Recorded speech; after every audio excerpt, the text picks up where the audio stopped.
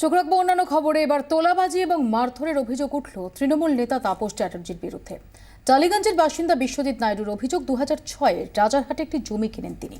এরপর থেকে বিভিন্নভাবে টাকা দাবি করেন তাপস চ্যাটার্জি এবং তার অনুগামীরা। 2009-এ স্থানীয় একটি বাড়িতে মধুচক্রের অভিযোগ জানিয়ে পুলিশের দ্বারস্থ হন তিনি। এরপরই ও বছরের 10ই জুলাই বিশ্বজিৎবাবুর অনুপস্থিতিতে তার স্ত্রীকে মারধর, এমনকি গায়ে পেট্রলও ঢেলে দেওয়া হয়। গোটা ঘটনায় তাপস চ্যাটার্জির উপস্থিতিতে হয় বলে অভিযোগ করেছেন তিনি। সেই সময় বিভিন্ন জায়গায় দরবার করেও কোনো লাভ হয়নি। দিন দশেক আগেও তাপস চ্যাটার্জির নাম করে তার কাছে হুমকি ফোন আসে বলে অভিযোগ বিশ্বজিৎ নাইডুর। সোমবার সিএমও ও বিধাননগর পুলিশ কমিশনারেটে তাপস চট্টোপাধ্যায়, তার স্ত্রী এবং সুরজিৎ ঘোষ নামে আরও একজনের বিরুদ্ধে অভিযোগ জানিয়েছেন তিনি। জমি কেনা থেকে অশান্তি শুরু। জমি কেনার পরে মিউটেশন হবে, মিউটেশনের ফর্মে যদি ওখানকার এলসিএম যদি সই না করে, ইনিশিয়াল না করে, তাহলে আপনার মিউটেশন হবে না।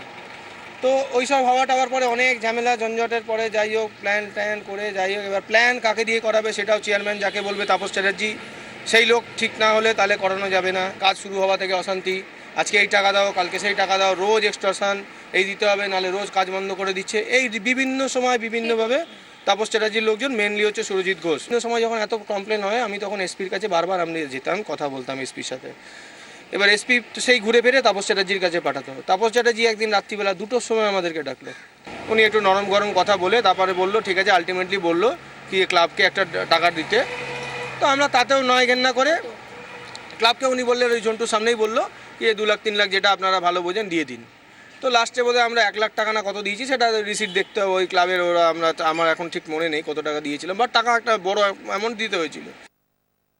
আমাকে প্রচণ্ড ওখানে মারধর করছে, আমার উপরে টর্চার করছিল। আমার মোবাইল খুঁজছে, বলছে তোর মোবাইল দে, তোর বর কলকাতাতেই। আমি বলেছি আমার বর এখানে নেই।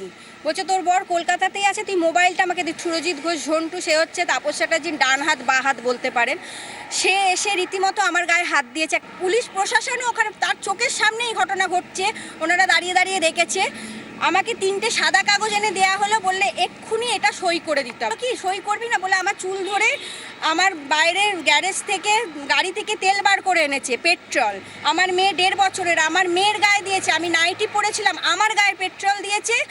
পেট্রোল দেওয়ার পরে আমাকে জোর করে সই করেছে। বলছে আগে তোর বাচ্চাকে জ্বালাবো, তোর চোখের সামনে জ্বলবে দেখবি, তারপরে তোকে জ্বালাবো। এটা সুরজিৎ করেছে তাপস চ্যাটার্জির উপস্থিতি। প্রচুর কমপ্লেন করেছি, কোথাও কোনো লাভ হতো না। তারপরে আমাকে নানা রকম থ্রেট, আমাকে নানা রকম কেসে ফাঁসানো, অনেক চক্রান্ত হয়েছে। আজ অবধি আমার ওখানে প্রায় 3-4 কোটি টাকার প্রপার্টি। আজকে আমার নিজের বাড়ি আমি ঢুকতে পারছি না, থাকতে পারছি না। প্রেসিডেন্ট অফ ইন্ডিয়া থেকে, গভর্নর অফ ওয়েস্ট বেঙ্গল থেকে কেউ বাদ নেই এই ঘটনা জানে না। আমি দিদিকে চিঠি পাঠিয়েছি, আমি দিদির সঙ্গে আজকেও আমরা গিয়ে কমপ্লেনটা দিয়েছি কি এইটার একটা শেষ আমি দেখতে চাই।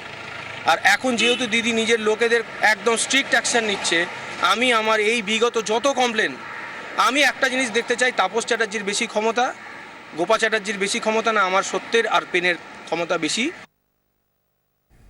সম্পূর্ণ মিথ্যে বলছেন বিশ্বজিৎ নাইডু। প্রতারণার দায়ে নিজেই জেলে গিয়েছিলেন, এমনটাই বললেন অভিযোগের বিরুদ্ধে তাপস চট্টোপাধ্যায়। একজন বিশ্ব চিটিংবাজ নিজেকে সিবিআই অফিসার বলে দাবি করতে বলে অ্যারেস্ট হয়েছে।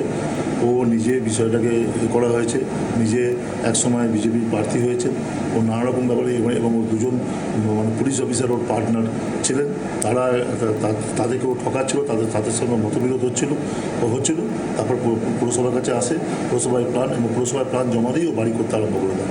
পুরসভাতে প্ল্যান দিয়ে তুমি নিজে বাড়ি করে নিয়েছো, পুরসভার কোনো অনুমোদন হয়নি। যেহেতু ইলিগাল প্ল্যান করবে, যেহেতু আমাদের দিয়ে কোনো স্বার্থ হচ্ছে না, যেটা এখনও চেষ্টা করছে। নানা রকম ব্যাপারে বাজারে একটা উত্তপ্ত পরিবেশ আছে, এই পরিবেশে ঢুকেও নিজের স্বার্থ সাথে করেছে।